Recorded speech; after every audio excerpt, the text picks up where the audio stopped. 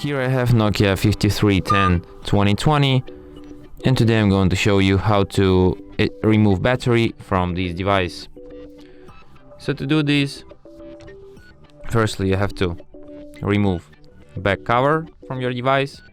You have a hatch here,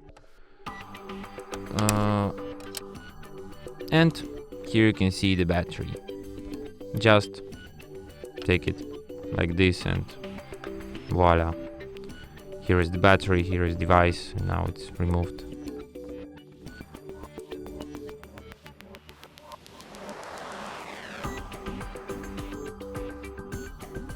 Let's turn it back on.